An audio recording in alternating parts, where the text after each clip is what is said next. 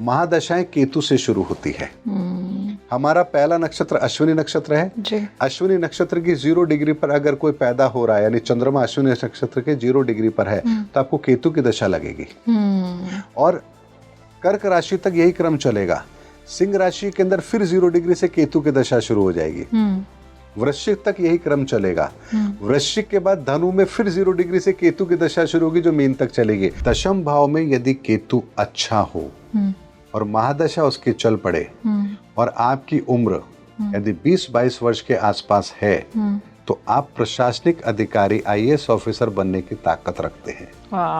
Bye God आपको ये result मिलेगा ही मिलेगा। तो one of the best placement होती है केतु के 10th हाउस में पॉजिटिव हो और महादशा चल पड़े, उम्र आपकी 20-22 साल के आसपास हो, आप 100% आप प्रशासनिक अधिकारी बनने की ताकत रखते हैं, अगर आपका 6th हाउस डैमेज नहीं हो रहा है तो। हम बात कर रहे हैं 9 डायमेंशन की, तो 9 डायमेंशन में क्या ऐसा कहा जा सकता है कि ये ही वो डायमेंशन है जहाँ पे सोल हायर कॉन्शियसनेस अटेन कर सकती है, गुरु की एनर्जी आपको अपने अंदर फील हो सकती है, डिवाइन ब्लेसिंग्स आपको अपने अंदर फील हो सकती है? बिल्कुल, डेफिनेटली 9th डायमेंशन तक की यात्रा तो आपको करनी ही पड़ेगी और ये होती ही होती है। इस बात को बहुत ही साइंटिफिक तरीके से मैं आपको बताता हूँ। 1 और 2 के बीच में क्या होता है? नॉर्मली आंसर होगा 1 के 2 के बीच में तो कुछ नहीं होता। क्यों नहीं होता? बिल्कुल होता। इसके बीच में भी एक अनंत का संसार है। 1.1, 1.2, 1.3, 1.4। 1.1 से 1.2 के बीच में भी बहुत बड़ा संसार है। तो ये जो मैथमेटिक्स है, जो गणित है, ये भगवान गणपति की बनाई हुई है। इसीलिए गणपति से गणित, ये नाम भी गणित इसीलिए पड़ा है। तो आप ये समझिए कि हर डायमेंशन के अंदर भी उसके सब डायमेंशंस होते हैं। मैं ये जानना चाहूँगी, जो लोग स्पिरिचुअली इंक्लाइंड होते हैं, क्योंकि केतु हमको स्पिरिचुअली कहीं ना कहीं एक पुश देता है, डिटैचमेंट देता है, तो जो स्पिरिचुअली इंक्लाइंड लोग हैं या मेडिटेशन प्रैक्टिशनर्स हैं, उनकी स्पिरिचुअल ग्रोथ में कैसे हेल्प करता है? केतु क्या करवाता है? केतु आपको वो कर्म पूरे करने पर ही डिटैचमेंट होती है। अच्छा। इसको ऐसे समझिए कि आपको मीठा बहुत पसंद है, लेकिन एक लिमिट तक आप मीठा खा सकते हैं, उसके बाद आप डिटैच जरूर होंगे। तो केतु डिटैच 2 तरीके से करवाता है। एक होता है कि आपको उस रास्ते पर जाने ही नहीं देगा, और एक होता है कि आप उस रास्ते पर जा चुके हो, अब आपको उसकी जरूरत नहीं है।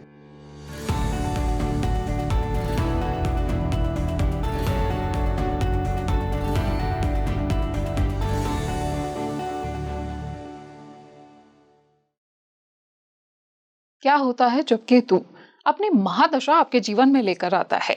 केतु कौन से डायमेंशन में रहता है? 30 मार्च 2025 को आखिर ऐसा क्या हुआ था?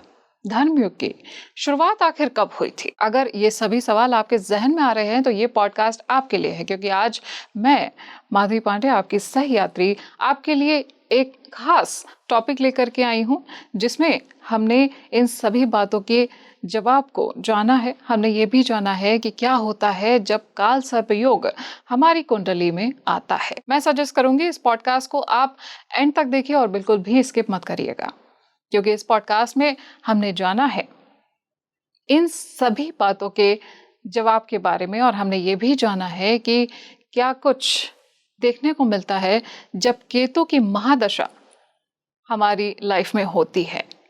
हमने ये भी जाना है कि केतु क्या हमें स्पिरिचुअली अवेकन करने में हेल्प करता है। आज हमारे सभी सवालों के जवाब देने के लिए और हमारी सारी क्यूरियोसिटी को मिटाने के लिए हमारे साथ बहुत ही खास मेहमान जुड़ गए हैं। वो ना सिर्फ एक रिनाउंड एस्ट्रोलॉजर हैं, बल्कि एक ऋषि भी हैं, एक सनातन ऋषि हैं। मैं बात कर रही हूँ मनोज कुमार गुप्ता जी का। बहुत बहुत स्वागत है सर स्पीकिंग ट्री पर। बहुत धन्यवाद। आप आए, हमारे लिए टाइम निकाला आपने specially, and I am feeling so blessed Indeed कि मुझे आज एक ऐसी पर्सनालिटी से मिलने का मौका मिला है, एंड आई एम श्योर हमारी ऑडियंस भी उतनी ही एक्साइटेड है, क्योंकि उन्हें भी एक ऐसी पर्सनालिटी से मिलने का मौका मिला है जो ना सिर्फ एस्ट्रोलॉजर हैं बल्कि सनातन ऋषि भी हैं। जी देखिए, ये तो मुझे एक ये कहूँगा कि ब्लेसिंग है भगवान गणपति की जो उन्होंने मुझे दी है, क्योंकि जब मैंने उनके सामने रिक्वेस्ट की कि मुझे ज्योतिष का वो ज्ञान चाहिए जो वास्तव में है, किताबों में वो ज्ञान नहीं है, तब उन्होंने बहुत सारे ऐसे रहस्य डिकोड करके मुझे दिए और तब उन्होंने कहा कि भविष्य में तुम ऋषि, सनातन ऋषि के नाम से जाने जाओगे। और वो रहस्य उन्होंने मुझे बताए। निकोला टेस्ला जिस 369 को डिकोड नहीं कर पाए, वो भगवान गणपति ने मुझे डिकोड करके बताया कि आखिर 369 है क्या, Really? यूनिवर्स में कैसे काम करता है, आपकी बॉडी में कैसे काम करता है, 3 की एनर्जी क्या है, 6 की एनर्जी क्या है, 9 की एनर्जी क्या है, why single digit is only 9 और 9 के बाद 0 क्यों आता है, इसका कॉम्बिनेशन कैसे काम करता है, कलर्स क्या है, 7 की एनर्जी क्या है। हर चीज़ उन्होंने ऐसे डिकोड करके दी है जो आप कहीं किताबों में नहीं देख सकते उसको जी। तो ये उनकी ब्लेसिंग है और बस उनकी इस ब्लेसिंग को मैं जस्टिफाई कर पाऊँ, बस यही मेरा पुरुषार्थ रहता है। मैं चाहूँगी सर, इससे पहले कि हम इस पॉडकास्ट की शुरुआत करें, मेरी ऑडियंस के लिए आप थोड़ा सा बताइए कि किस तरह का एक्सपीरियंस था वो जब भगवान गणपति ने स्वयं आपको इतनी सारी बातें सिखाई, इतना सब टीचिंग्स दिया, इतनी नॉलेज दी, इतनी डिवाइन नॉलेज दी। क्या कुछ फील हुआ आपको उस टाइम पे? ये मगर मेरा एक्सपीरियंस आपको बताऊं तो साल 2000 की बात है, जब मैं मेडिटेशन कर रहा था। तब मेडिटेशन में मैं उस स्टेज पर आया था जहां मैंने देखा कि बहुत सारे ऋषि महात्माओं को मैंने मेरे आंखों के सामने जैसे एक रील चलती है उस तरीके से मैंने देखा।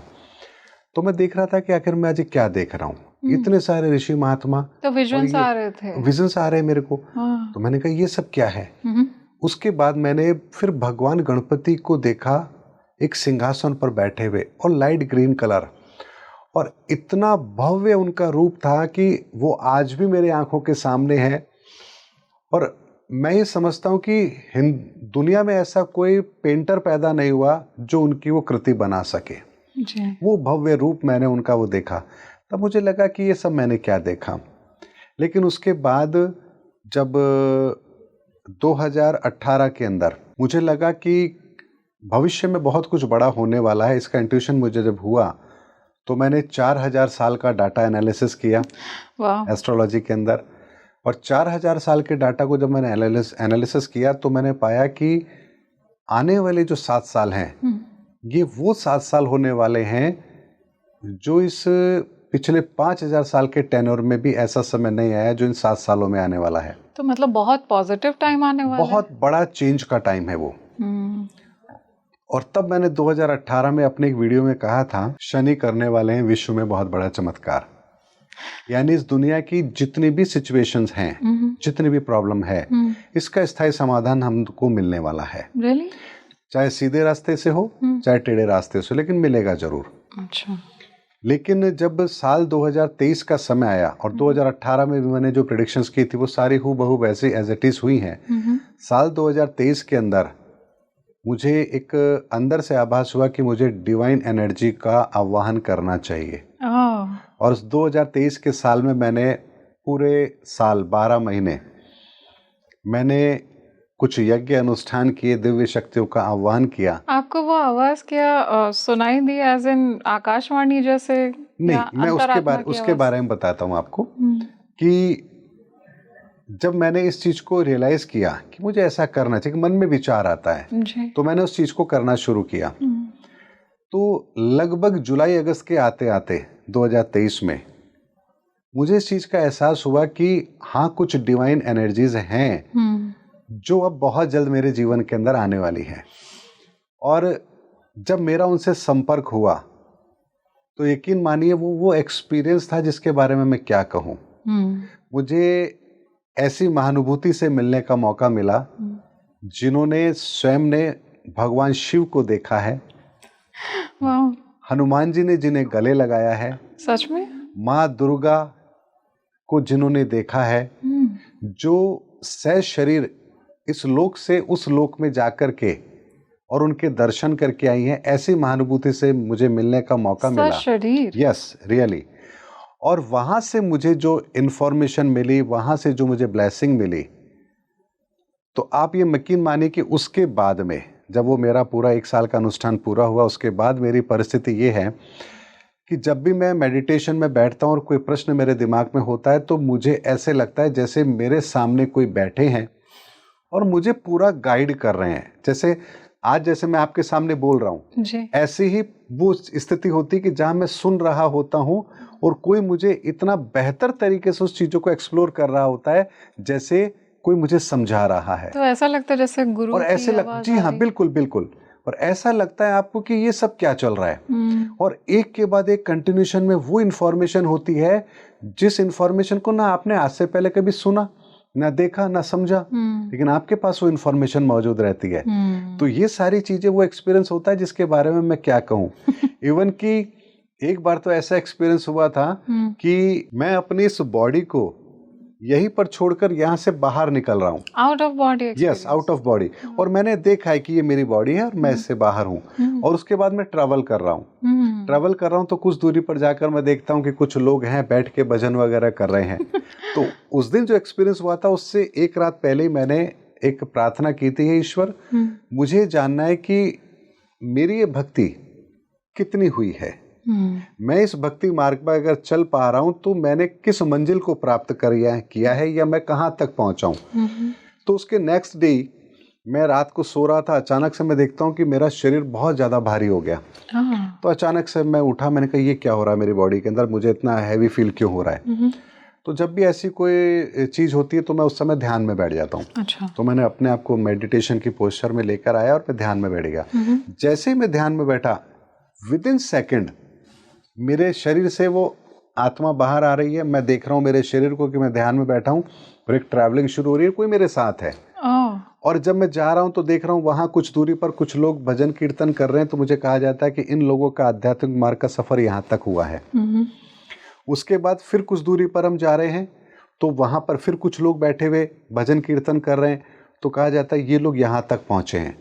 और उसके बाद हम जाते हैं किसी ऐसी जगह पर जहां पर हमें रोक दिया जाता है, लेकिन वहां पर एक जैसे पर्दा है, लेकिन उस पर्दे के पीछे इतनी बेहतर डिवाइन एनर्जी है जो आपको एहसास करा रही है कि बहुत कुछ इसके पीछे है। तो वहां से आवाज आती है उस पर्दे के पीछे से कि रुक जाओ, अच्छा, इसके आगे जाने की इजाजत किसी को नहीं है।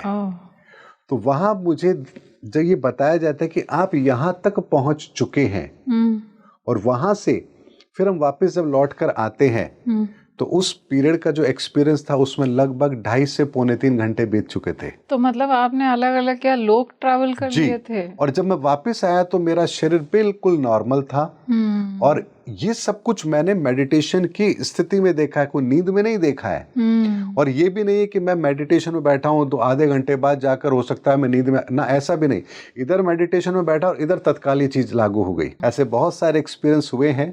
तो इसका मतलब यही होता है कि आपका कार्मिक रिलेशन यदि बहुत बेहतर है उस एनर्जी के साथ में, तो अपने सारे रहस्य आपको जरूर बताते हैं। और यही एक्सपीरियंस हर उस व्यक्ति के साथ होगा जो निस्वार्थ भाव से ईश्वर के प्रति समर्पण भाव रखेगा। और शायद मैं मानता हूँ यही सब प्रक्रिया रही होगी जो तुलसीदास जी ने भी भीतर में बहुत कुछ देखा और रामचरितमानस लिखी। तो वही एक्सपीरियंस होता है। तो आज भी बहुत सारे ऐसे रहस्यों को मुझे बताया गया भगवान गणपति के द्वारा। हमारे शरीर के भीतर 369 की एनर्जी कैसे काम करती है। हमारी रीढ़ की हड्डी से 3 उंगल ऊपर हमारे मति का स्थान है जहाँ 3 की एनर्जी काम करती है, जहाँ गणपति का निवास है। उससे 6 उंगल ऊपर हमारा यह ऊर्जा खंड है जहाँ से ब्रह्मांड की एनर्जी हमारे भीतर ट्रैवल करती है। और उससे 9 उंगल नीचे आपकी भ्रकुटी है जहाँ से आप अंदर जाने की यात्रा आरंभ करते हैं। तो 369 की एनर्जी आपके शरीर में भी काम कर रही है। तो ये वो एक्सपीरियंस है मेरे जिसके लिए मैं भगवान का जितना शुक्रिया अदा करूं उतना कम है। तो मैं ऐसा कह सकती हूँ सर कि क्या ये कहा जा सकता है कि आपका स्पिरिचुअल इंक्लिनेशन इतना ज़्यादा है, आप सनातन ऋषि हैं, तो आपका केतु 12th हाउस में होगा? मेरा केतु 11th हाउस में है, भाव चलित में 12th में चला जाता है। और मेरी कुंडली तक को डिकोड भगवान गणपति ने करके दिया है कि तुम्हारी कुंडली में अगर ये ऐसा ऐसा है तो इसके पीछे का रीजन क्या है और ये क्यों बना। और यहाँ तक कि हमारी कुंडली के अंदर भी 369 की एनर्जी कैसे काम करती है ये तक उन्होंने डिकोड करके बताया। यानी अगर किसी व्यक्ति की कुंडली के अंदर 10th 11th और 12th हाउस में अगर कोई भी प्लैनेट नहीं है तो वो अपनी लाइफ के अंदर अपनी मर्जी से कोई भी चेंजेस नहीं कर सकता अपने कर्मों के अंदर। यानी उसे वो परिणाम मिलेंगे ही मिलेंगे। लेकिन यदि मान लीजिए आपके मैक्सिमम प्लैनेट 10th 11th और 12th हाउस में है तो आप इस दुनिया के अंदर वो सब कुछ कर सकते हैं जो आप करना चाहते हैं। यानी ईश्वर ने आपको ताकत दी है कि आप अपने परिणाम खुद तय कर सकते हैं। ये इतना बड़ा डिकोड था जो भगवान गणपति ने मुझे करके दिया, और जब इसको मैंने कुंडलियों पर अप्लाई करके देखा है जी। तो 100% इसके रिजल्ट वही रहे हैं। तो सर आप एस्ट्रोलॉजर भी हैं रिनाउंड, तो मैं चाहूँगी हम जैसे केतु दशा की बात करने जा रहे हैं, केतु महादशा की बात करने जा रहे हैं। केतु महादशा, पहली चीज़ तो मैं अपने व्यूअर्स को एक सिंपल लैंग्वेज में मैं चाहूँगी कि आप बताएं कि केतु महादशा होती क्या है। दूसरा कि केतु महादशा जब आती है किसी इंसान की लाइफ में तो किस तरह के साइंस होते हैं, क्या यूनिवर्स कुछ साइंस देता है? जी देखिए, केतु की महादशा क्या होती है, इस बात को समझने से पहले हमें ये समझना हो कि आखिर महादशाएं इन ग्रहों के आधार पर क्यों होती हैं। जी। इस ब्रह्मांड के निर्माण में जो सबसे पहली ऊर्जा है वो सूर्य की ऊर्जा है, जिसे हम अग्नि कहते हैं, उष्मा कहते हैं, तापमान कहते हैं। जी। इस पहली ऊर्जा के बिना कुछ भी संभव नहीं है। आपके शरीर में पहली ऊर्जा तापमान के रूप में आपका बॉडी टेम्परेचर, आपकी घड़ी चल रही है उसमें एक सेल है, ये धरती काम कर रही है उसके पीछे सूर्य का विज्ञान है। तो पहली ऊर्जा के बिना तो इस संसार में कुछ भी अस्तित्व में हो नहीं सकता। इस पहली ऊर्जा के बाद इसी से दूसरी ऊर्जा का निर्माण होता है। यानी ज्यादा गर्मी तो उष्मा, उष्मा से भाप, भाप पानी बन के आएगा। तो दूसरा तत्व का निर्माण पहले तत्व से ही होता है। सेकंड डायमेंशन के बाद थर्ड डायमेंशन, यानी गर्मी है और पानी है तो प्रकृति अपना रूप लेगी। तो थर्ड डायमेंशन के अंदर ये प्रकृति अपना अस्तित्व लेती है। तो इस तरह से फर्स्ट, सेकंड और थर्ड की ऊर्जा से क्रिएशन की ऊर्जा कहलाती है। और इस ऊर्जा को हमने क्या कहा, ब्रह्मा जी के साथ में जोड़ के देखा, भाई वो सृष्टि के रचयिता हैं। लेकिन अगर इसको साइंस की भाषा में समझेंगे तो आप ये समझेंगे कोई भी पार्टिकल, एटम पार्टिकल तीन ही फॉर्मेशन में आएगा, लिक्विड, एयर एलिमेंट में, या सॉलिड में, या गैस में।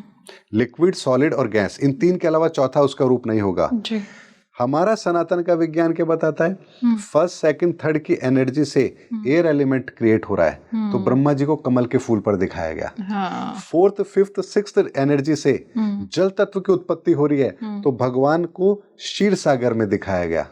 सेवेंथ, एट्थ, नाइन्थ की एनर्जी से सॉलिड की क्रिएशन हो रही है तो भगवान शिव को हिमालय पर दिखाया गया जो ठोस है। तो इतना बड़ा साइंस है ये जो इतने बेहतर तरीके से काम करता है। लेकिन फर्स्ट, सेकंड और थर्ड डायमेंशन से क्रिएशन है। फोर्थ डायमेंशन में बुद्धि तत्व आता है, यानी ऐसे जीवों का निर्माण जो खुद सोच सकते हैं, निर्णय ले सकते हैं। तो यहाँ सारे जीव आते हैं। फिफ्थ डायमेंशन के अंदर वो व्यक्ति, वो इंसान जिनके अंदर ज्ञान है, हम मनुष्य, इसलिए मैं कहा गया हम पंच तत्वों से मिलकर बने हैं। तो फिफ्थ डायमेंशन के बाद हमारी ये कृति पूरी होती है इंसान की। लेकिन इंसान बना तो उसकी आवश्यकताएं भी होंगी। तो यहाँ सिक्स्थ डायमेंशन भी क्रिएट होता है जिसके अंदर इस संसार के सारे भौतिक संसाधनों की उपलब्धता यहाँ पर रहती है ताकि हमारा जीवन आराम से चल सके। तो फोर्थ, फिफ्थ, सिक्स्थ डायमेंशन को कौन रिप्रेजेंट कर रहा है, भगवान विष्णु। तो इसीलिए कहा गया कि सृष्टि के पालनहार है। और सेवेंथ डायमेंशन में शिव को रखा गया, कहा गया ये सृष्टि के संहारक हैं। तो सिक्स्थ डायमेंशन के बाद सेवेंथ डायमेंशन जिसे हम शनि के रूप में भी देखते हैं। तो यहाँ पर अगर प्रॉपर डिस्ट्रीब्यूशन नहीं है तो शिव फिर अपना कार्य करते हैं उस प्रकृति को बैलेंस करने का। अब सात ऊर्जाओं से जो कुछ भी निर्मित होगा वो एट्थ डायमेंशन में जाएगा जिसे हम कहते हैं कर्मों की गठरी। और एट्थ डायमेंशन को जो रिप्रेजेंट करता है वो करता है राहु। इसलिए राहु कर्मों का फल देगा आपको। लेकिन अब कर्म कर लिया तो उसको सुधारा भी तो जा सकता है। तब यहाँ पर नाइन्थ डायमेंशन आता है जिसे हम कहते हैं केतु का डायमेंशन, मुक्ति का दाता। यानी केतु ही है जो आपकी एनर्जी को दोबारा से प्योर फॉर्म में लेकर आ सकता है। और इसे भगवान गणपति ने सिंगल डिजिट 9 के रूप में हमारे सामने रखा। इसीलिए देखिए 9 का फिगर चाहे हाफिंग करो, डबलिंग करो, कुछ भी करो, 9 का फिगर 9 ही रहेगा। किसी और फॉर्मेट में वो होता ही नहीं है, जाता ही नहीं है। 3 का 369 में कन्वर्ट होगा, 6 369 में कन्वर्ट होगा, लेकिन उसमें 9 नहीं आता। 3 के अंदर 9 नहीं आएगा, 6 में 9 नहीं आएगा, लेकिन 9 में 9 ही रहेगा।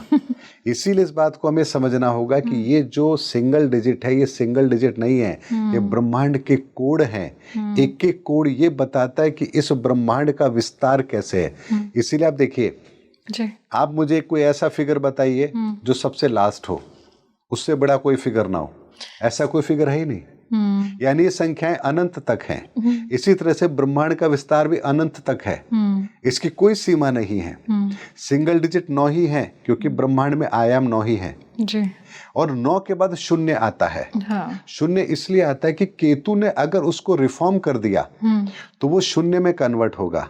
शून्य मतलब ब्लैक होल, यानी एनर्जी को अगर दोबारा से रिफॉर्म करना है तो वहां ब्लैक होल बनेगा। ब्लैक होल में वापस से वो एनर्जी अपने फॉर्मेशन में आएगी, फिर उस ब्लैक होल में से एक विस्फोट होगा और अगली रचना आरंभ होगी।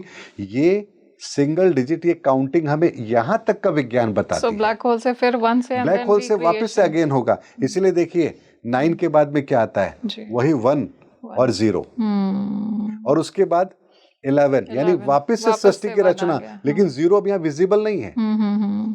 तो ये डिजिट का जो पैनल है हमारे को जो बताता है, वो ये बताता है कि ब्रह्मांड आखिर बना तो कैसे बना।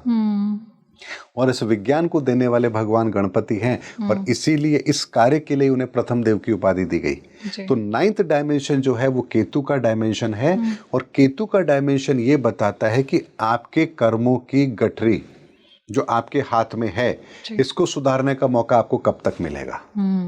यानी जैसे हमारा ईयर एंडिंग होता है 31 मार्च को, 31 मार्च से पहले उस साल आपने जो कुछ भी लेन देन किया, अगर आप उसको बराबर कर देते तो आपकी बुक्स में एंट्री तो होगी, ट्रांजैक्शन में होगी, लेकिन बैलेंस शीट में वो रिफ्लेक्ट नहीं करेगी। इसी तरह से केतु की महादशा ये बताती है कि केतु की महादशा आपको जब भी आ रही है, उससे पहले पहले आप अपने पिछले कर्मों को सुधार सकते हैं। अच्छा। लेकिन केतु की दशा जिस दिन आपको लग गई, तब आपका वो कर्म लॉक कर दिया जाता है, और अब आपको उसका भुगतान करना होगा, उसका फल भुगतना होगा। तो मतलब ये प्री डिफाइंड रूल है, ये प्री डिफाइंड रूल है। और इसीलिए आप देखिए महादशाएं केतु से शुरू होती है। हमारा पहला नक्षत्र अश्विनी नक्षत्र है जी। अश्विनी नक्षत्र की 0 डिग्री पर अगर कोई पैदा हो रहा है, यानी चंद्रमा अश्विनी नक्षत्र के 0 डिग्री पर है, तो आपको केतु की दशा लगेगी। और कर्क राशि तक यही क्रम चलेगा। सिंह राशि के अंदर फिर 0 डिग्री से केतु की दशा शुरू हो जाएगी। वृश्चिक तक यही क्रम चलेगा। वृश्चिक के बाद धनु में फिर 0 डिग्री से केतु की दशा शुरू होगी, जो मीन तक चलेगी। और यहाँ भी आपके 12 राशि के 3 ही पार्ट हैं। यानी यहाँ भी आपको कर्मों का सिद्धांत 3 तरीके से ही आपको डिसॉल्व करना है जी। और केतु से ही इसकी शुरुआत है। तो ये एक ऐसा कॉम्बिनेशन है जो ये बताता है कि केतु आपको, कि आपके जीवन के अंदर जो कुछ आपने किया है, इसको बैलेंस करने का समय आपके पास कितना है, और इसके बाद आपको अपने कर्मों का भुगतान करना ही करना है। इसीलिए केतु की दशा जब भी इंसान को लगेगी, उस समय पर उसे अपने प्रारब्ध के अंदर उसने अब तक जो भी कर्म किए, अच्छे और बुरे, उनका परिणाम वहां से उसे भुगतना ही भुगतना है। और यहां पर एक कॉम्बिनेशन आपको और बताता हूं। राहु कर्मों की गठरी है। राहु यदि 6th हाउस में हो, 8th हाउस में हो, या 12th हाउस में हो, और अगर उसके ऊपर किसी ग्रह की दृष्टि पड़े, और वो ग्रह उस कुंडली में यदि मारक हो, तो उसको कैंसर जैसी बीमारी डायग्नोस होने की पॉसिबिलिटी बनती है। really? अब आप समझिए बात को। व्यक्ति कैसी बीमारी को फेस कर रहा है, जो मृत्यु तुल्य कष्ट दे रही है, पूरे शरीर को निचोड़ देती है एक तरीके से। राहु आपके कर्मों की गठरी है। उस पर दृष्टि किस ग्रह की है?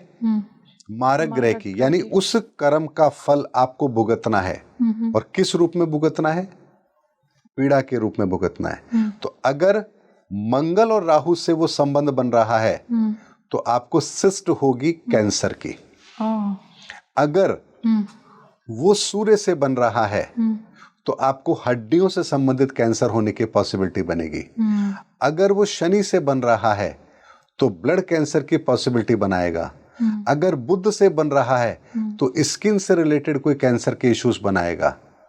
अगर केतु भी उसमें इन्वॉल्व हो रहा है, तो आपको मुंह का कैंसर होने की पॉसिबिलिटी बनेगी। यानी आपका राहु आपके कर्मों की गठरी को खोल देता है।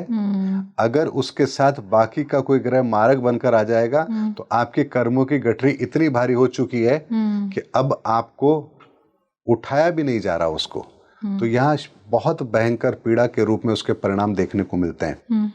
आप किसी भी कैंसर पेशेंट को आप अगर उसकी कुंडली देखेंगे, आपको एक कॉम्बिनेशन मिलेगा ही मिलेगा कि उसकी कुंडली के अंदर या तो 6th हाउस, 8th हाउस या 12th हाउस में राहु या केतु अवश्य होंगे, मारक स्थिति में होंगे और किसी मारक ग्रह की दृष्टि उस पर जरूर होगी। और साथ में महादशाओं के अंदर, अंतरदशा के अंदर राहु या केतु जरूर होंगे या वो मारक ग्रहों का अंतर जरूर चल रहा होगा, तब ये चीज डायग्नोस होगी। आज तक मैंने जितनी भी कुंडलियां देखी हैं कैंसर पेशेंट की, उनमें सब में ये कॉम्बिनेशन मिला है। एक भी कुंडली मुझे ऐसी नहीं मिली जिसमें कॉम्बिनेशन ना मिला हो। अच्छा। तो आप समझिए कि जो चीज आपके जीवन में घटित होगी, भविष्य में घटित होगी, उसको आप पहले से प्रेडिक्ट कर रहे हैं। क्यों? क्योंकि आप जानते हैं कि राहु केतु आपको क्या फल देने वाले हैं। मुझे एक वाकया याद आ रहा है। एक बहुत अच्छे एस्ट्रोलॉजर हैं, बंगाल के हैं वो, और इस लेवल के एस्ट्रोलॉजर है कि वो सीएम हाउस में जाकर के उनको प्रेडिक्शंस देके आया करते थे किसी जमाने के अंदर। अब तो उनकी उम्र 75 से ऊपर हो गई। वो आज भी मुझसे जब कोई डिस्कशन करता है अपने फैमिली को लेकर, तो अभी पिछले 2 साल पहले की बात है, जब मैंने उनकी कुंडली देखी, मैंने कहा देखिए इस समय से इस समय के बीच में आप अपना टेस्ट जरूर कराना, आपको कैंसर डायग्नोस होने की संभावना बनेगी। इस पीरियड से पहले टेस्ट मत कराना, इसके बाद कराना, इससे इस पीरियड के बीच में कराना, आपको डायग्नोस होगा और 6 महीने के अंदर आप ठीक भी हो जाओगे। तो उनकी कुंडली में भी यही कॉम्बिनेशन? उनकी कुंडली में कॉम्बिनेशन था, वो पर्टिकुलर टाइम आ रहा था। तो उन्होंने जब उस समय पर टेस्ट कराया, उनको बहुत प्राइमरी स्टेज का कैंसर डिटेक्ट हुआ और उन्होंने ट्रीटमेंट कराया और वो बिल्कुल ठीक भी हो गए। तो ये चीजें हमें पता लगती हैं, बहुत आसानी से पता लगती हैं। ऐसा कई बार हो चुका है। कई बहुत से लोग हैं, मेरे खुद के रिलेटिव हैं जी, जिनको प्रॉब्लम हुई, सिस्ट हुई, उनको बायोप्सी के लिए भेज दिया, मेरे पास आए, देखिए क्या होगा। मैंने कहा बायोप्सी की रिजल्ट आपको देखने की जरूरत नहीं है, वो कैंसर आएगा, पॉजिटिव रिपोर्ट आएगी और आपको ये बीमारी डायग्नोस होगी, 100% होगी और आप इसका ट्रीटमेंट आप करवाना ही पड़ेगा आपको। और जब 3 दिन बाद, 4 दिन बाद जब रिपोर्ट आई तो उसमें वो पॉजिटिव थी। तो मतलब जो पॉसिबिलिटी बनती है इन चीज़ों की, बीमारियों की या सिस की, तो ये बेसिकली 90% श्योरिटी है कि हाँ 100% श्योरिटी है। बिना ग्रहों के कॉम्बिनेशन के कभी कोई बीमारी हो ही नहीं सकती। देखिए ऐसा क्यों होता है जी? हमारे भीतर 7 ऊर्जा चक्र हैं। एक एक ऊर्जा चक्र एक एक ग्रह से रिलेट करता है। आपकी महादशाएं उस समय आपकी बॉडी के अंदर उस ऊर्जा चक्र को एक्टिव करती है। आप जिस जगह पर पैदा हुए उस समय पर आपके उस जगह पर किन ग्रहों का क्या कॉम्बिनेशन था, वो स्थायी प्रभाव आपके ऊपर पड़ रहा है। तो ऐसे में वो सिस्टम तो आपके भीतर काम कर रहा है। कैंसर सेल तो हर व्यक्ति के बॉडी में होता है, आपके भी है, मेरे भी है जी। लेकिन वो एक्टिव कब हो रहा है? जब वो महादशा एनर्जी की फॉर्मेशन बन रही है, तब वो एक्टिव हो रहा है। तो कोई भी ग्रह का समाधान, अब मान लीजिए किसी को पता है कि ये होगा, अब क्या करें? तो अगर आपको पहले से पता है जी, तो आप उस बीमारी को लंबा नहीं खींचेंगे। आप उसी समय पर जा करके आप डायग्नोस कराएंगे, सिचुएशन आएगी, आप उसको बीमारी का इलाज कराएंगे, आप ठीक हो जाएंगे। लेकिन अगर आपको ना पता हो तब अब आप देख रहे हैं हो गया होगा, ऐसे ही प्रॉब्लम हो गई होगी, अब आप उसको 2-4 साल खींच रहे हैं, बीमारी तो अपनी जगह बढ़ रही है, आपको नहीं पता, तो वहां पर वो आपके लिए बड़ी प्रॉब्लम वाला कारण बन जाएगी। इसीलिए ग्रहों को हमें साइंटिफिक तरीके से लेना चाहिए कि कौन सा ग्रह हमारे लिए कैसे काम करता है, किस तरह से काम करता है, और इस चीज को यदि हम समझेंगे तो बेहतर तरीके से अपनी जिंदगी को व्यवस्थित कर सकते हैं। भगवान राम की कुंडली देख लीजिए, भगवान कृष्ण की कुंडली देख लीजिए। इस पर तो मैंने एक लाइव सेशन भी किया था। मैंने कहा भगवान कृष्ण का जन्म हुआ इस नक्षत्र में हुआ, ये उनकी कुंडली है जी। अब यहाँ जब जन्म हुआ, नंद बाबा के घर उनको ले जाया जा रहा है। नंद बाबा के यहाँ लड़की पैदा हुई है, उसको लेकर के वहां आए हैं जेल में, और थोड़े समय के बाद में कंस ने उसका वध कर दिया जी। तो उसी समय पर बच्ची पैदा हुई है। तो आखिर ये ऐसा कैसे हो सकता है कि भगवान श्री कृष्ण पैदा हो रहे हैं और वो तो षष्ठी के को तारणहार बनकर आए हैं और उसी समय पर कुछ मिनटों के फर्क में वो बच्ची पैदा हो रही है, उसको मृत्यु मिल रही है। तो मैंने बकायदा दोनों चार्ट बनाकर मैंने बताया था कि देखिए इतने मिनट के डिफरेंस में ये लग्न बदल जाएगा और लग्न बदलते हैं जिसके सारे प्रेडिक्शन बदल जाएंगे। अब यहाँ मृत्यु का भाव एक्टिव हो गया। तो लग्न इतना प्रभावी लग्न इतना प्रभाव होता है कि लग्न का प्रभाव ये बता रहा है कि इतने मिनट के बाद में आपका लग्न बदलेगा। लग्न बदलते ही हर ग्रह की पोजीशन बदल जाएगी। तो वहां 8th हाउस एक्टिवेट होते ही एक बच्ची को तो मृत्यु मिली और दूसरे भगवान श्री कृष्ण जिन्होंने पूरी सृष्टि की क्या कहूं धर्म की स्थापना के लिए कार्य किया। तो प्लैनेटरी पोजीशंस हमें ये बताती है कि ब्रह्मांड में ऊर्जाओं का कॉम्बिनेशन इस समय क्या काम कर रहा है और आपके लिए ये कौन से रास्ते खोलने वाला है। सर आपने इतने अच्छे से डायमेंशंस को एक्सप्लेन किया एंड आई एम श्योर हमारी ऑडियंस में जिनको नहीं भी पता होगा डायमेंशंस के बारे में उन्हें भी इजीली समझ आ गया होगा कि किस तरह से कौन से डायमेंशन कौन से प्लैनेट से जुड़ा हुआ है या कौन सी सेलेस्टियल बॉडी से जुड़ा हुआ है, क्या कुछ इम्पैक्ट डालता है। और क्रिएशन वाला एंगल ये तो आई एम श्योर बहुत लोगों को नहीं पता होगा। जी देखिए हमारा सनातन ज्ञान हमें वो सब कुछ बताता है जो इस ब्रह्मांड के रहस्य जानने के लिए जरूरी है। जी। अगर आपने सनातन को समझ लिया तो आपने सब कुछ समझ लिया। अगर आपने सनातन को नहीं समझा तो आपने कुछ भी नहीं समझा। ब्यूटीफुल। और इसीलिए एक बात कही गई है जी।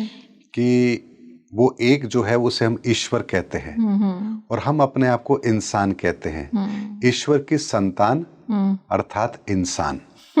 और हमारा दृष्टिकोण क्या होना चाहिए?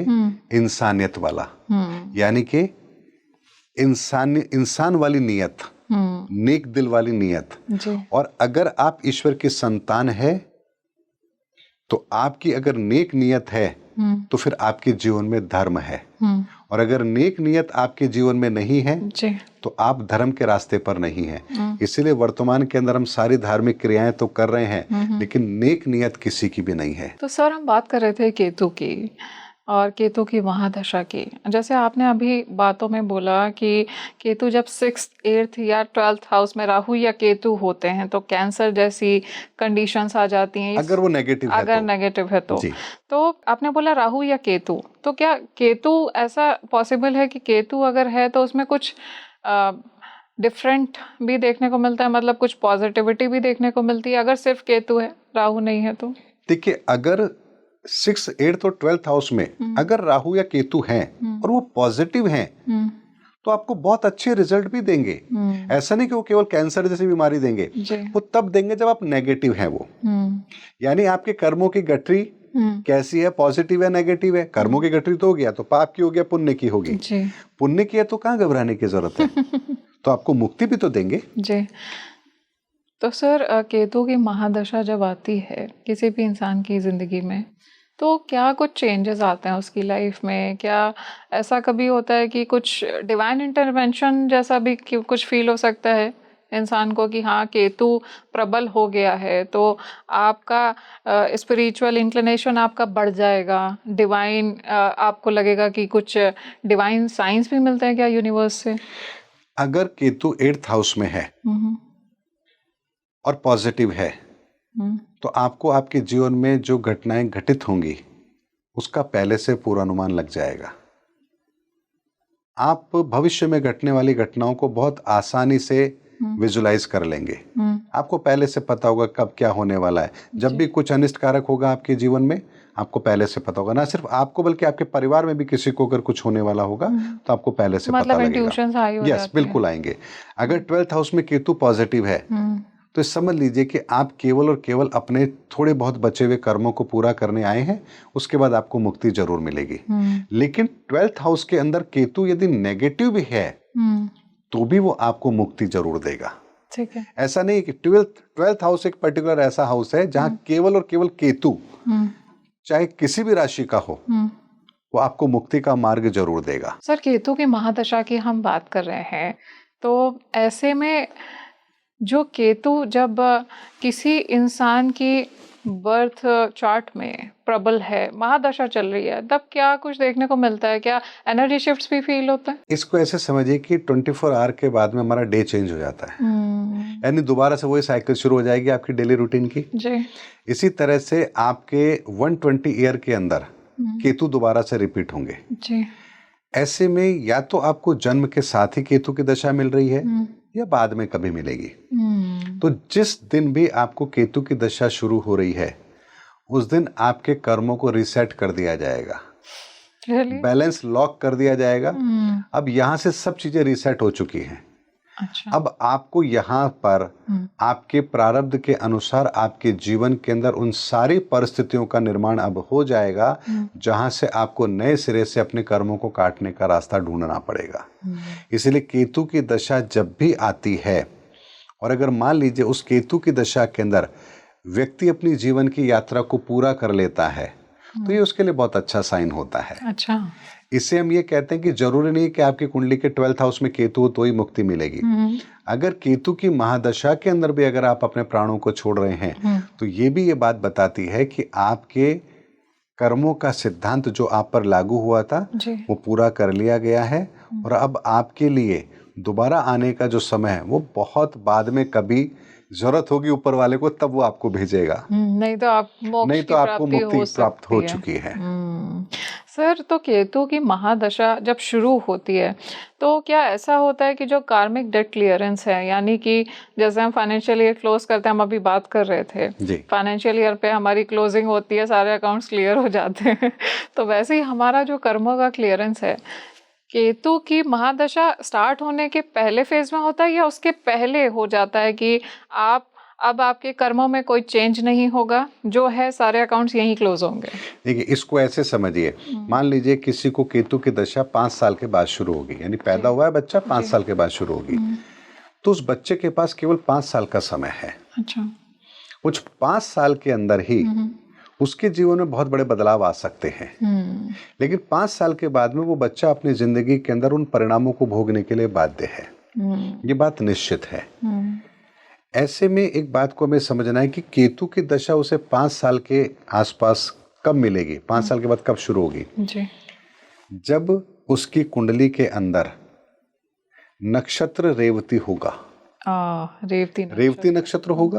वैसे 3 नक्षत्र होंगे पर मैं एक एग्जांपल के लिए रेवती बता रहा हूं। तो रेवती नक्षत्र के अंदर कोई बच्चा यदि पैदा हो रहा है तो उसके जीवन के अंदर केतु की दशा कब शुरू होगी? कम से कम मान लीजिए कि रेवती नक्षत्र में पैदा हुआ है तो उसको 17 साल की बुध की दशा मिल सकती है, लेकिन रेवती नक्षत्र के चौथे चरण में अगर वो पैदा हो रहा है तो उसको केवल 4 या 5 साल ही बुध देखने को मिलेंगे अपने जीवन में, उसके बाद उसको केतु की दशा शुरू हो जाएगी। अच्छा। तो रेवती नक्षत्र के चौथे चरण में जो बच्चा पैदा हो रहा है उसको केतु की दशा जो मिलेगी वो 6 साल के बाद में मिलना शुरू हो जाएगी, लगभग 6 साल के बाद में। तो अब ऐसे में वो बालक किस लग्न में पैदा हो रहा है, जिस लग्न में वो पैदा हो रहा है वहां से डिसाइड होगा कि इसके जीवन में 6 साल के बाद किस तरह की परिस्थितियां शुरू होने वाली है। यानी ये लग्न के हिसाब से तय होगा कि उसकी दौड़ कहां से शुरू होने वाली है। इसको ये समझिए कि जैसे आपने कई बार देखा होगा रेस के मैदान के अंदर वो सर्किल तो काफी बड़े बड़े होते हैं, तो स्टार्टिंग पॉइंट जो होता है उसमें एक रनर इधर होता है, एक उससे आगे होता है, लेकिन एंड पॉइंट पर एक सीधी लाइन लगी हुई होती है, जिसने पहले टच कर लिया वो जीत गया।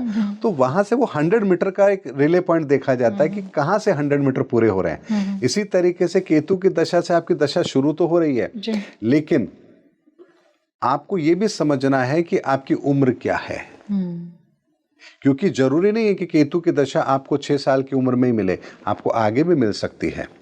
उसके अलावा कौन से ग्रह कहाँ बैठे हैं, ये पूरा का पूरा आपके कर्मों का लेखा जोखा है, जो आपको ये बताता है कि आपके साथ में क्या स्थिति बनने वाली है। जैसे हम कहें कि आपकी बैलेंस शीट कैसी है, जी मेरे को तो 2 करोड़ का प्रॉफिट है, पर 2 करोड़ का प्रॉफिट है लेकिन टर्नओवर कितना है, राइट, वो देखना होगा। आपकी डेट कितनी है, एसेट्स कितनी है। तो तो ये भी चीजें बहुत महत्वपूर्ण तो होती है that case कि में आप profit कह रहे हैं कि 2 nullify करोड़ हो का गया। मेरा प्रॉफिट है, लेकिन पता लगा 5,000 करोड़ का टर्नओवर है, तो 2 करोड़ का प्रॉफिट क्या मायने कुछ रखता है? नहीं, हाँ। एक पता लगा आपका 5 करोड़ का टर्नओवर और 2 करोड़ का प्रॉफिट है, तो बैलेंस शीट बहुत अच्छी हो गई। इसी तरीके से बाकी ग्रहों का कॉम्बिनेशन भी बताता है कि आपकी यात्रा जीवन की कैसे रहने वाली है। बहुत से लोग होते हैं जिन्हें ग्रहों की पोजीशन तो अच्छी मिलती है, लेकिन महादशा उनको खराब मिलती है। ऐसे में अगर महादशा उनको खराब मिल रही है, इसका मतलब यह है कि उनके जीवन में आरंभिक जीवन से ही परिस्थितियां संघर्षपूर्ण रहने वाली हैं।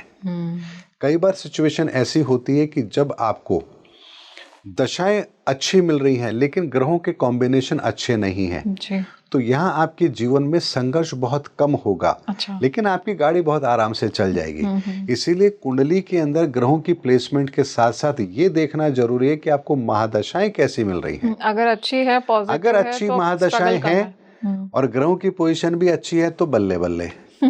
और अगर महादशा भी खराब है और ग्रहों की परिस्थिति भी खराब है, जी।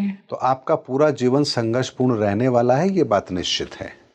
ये वो विज्ञान है जिस विज्ञान को अगर आपने समझ लिया जी। तो समझ लीजिए कि जैसे एग्जाम के अंदर जाने से पहले आपको कोई आंसर बता दे तो आप एग्जाम 100% बढ़िया करके आएंगे जी। कि ठीक वही परिस्थितियां हैं। सर, हम बात कर रहे थे लग्न की, तो केतु जब फर्स्ट हाउस में होता है तब क्या कुछ देखने को मिलता है? देखिए, केतु अगर लग्न के अंदर बैठा हुआ है तो कभी भी मारक नहीं होगा। ऐसे व्यक्ति इमोशनल बहुत होते हैं, अच्छा। हेल्पिंग नेचर होते हैं, दूसरों के प्रति दया भाव होता है, स्वार्थी कभी नहीं होंगे वो लोग। क्रिएटिविटी उनके काम में जरूर होगी। तो लग्न का केतु तो आपको बहुत बेहतर इंसान बनाएगा। ऐसा व्यक्ति स्वार्थी कभी हो ही नहीं सकता। लेकिन अगर सप्तम के अंदर राहु होगा, क्योंकि ऑब्वियसली होगा ही होगा अगर लग्न में केतु है तो अगर मिथुन लग्न, कन्या लग्न, धनु लग्न और मीन लग्न, अगर ये 4 लग्न हैं तो फिर यहां पर आपका केतु बेहतर होगा और राहु भी बेहतर होगा।